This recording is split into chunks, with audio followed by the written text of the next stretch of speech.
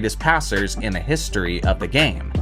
He wasn't an explosive scorer by any means. You can say that again because, as a matter of fact, he was too passive. And was always a threat from three-point range. He would be if he wasn't so passive. An all-time great defensive player.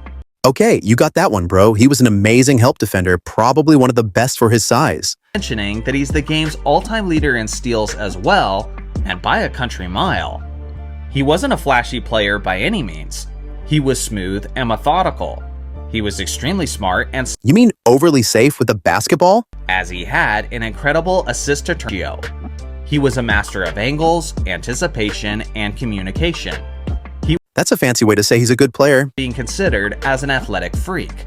But like other greats in the modern NBA, like Nikola Jokic, Luka Doncic, and Chris Paul, John Stockton didn't need to be, as he was fundamentally sound, skilled, and just understood the game better than 99% of the guys within the league. Well, 99% is a little crazy, my guy. And never won a single championship. But that's nobody's fault other than Michael Jordan. Very bad take to say it's only Michael Jordan's fault. Go back and watch those games. Those weren't just Michael Jordan plays. And go back and watch Stockton and Malone and how they couldn't hit shots they made all season. So it kind of is their fault. You can say that Stockton didn't have a left hand, that he had weak competition, and he had a superstar forward that made him look better than he actually was. I will. You're free to have whatever opinion you want. But you know who I'm listening to the opinion of? The guy who's arguably the greatest defensive point guard in the history of the game, Gary Payton. And here we go with this narrative. Gary Payton might argue that John Stockton was the hardest to guard. However, this claim is completely considered untrue when comparing Stockton's scoring abilities to more versatile offensive threats. He may feel like that, but that doesn't mean it's true. Currently, the NBA's reigning Finals MVP is a guy who definitely doesn't have a left hand in his game.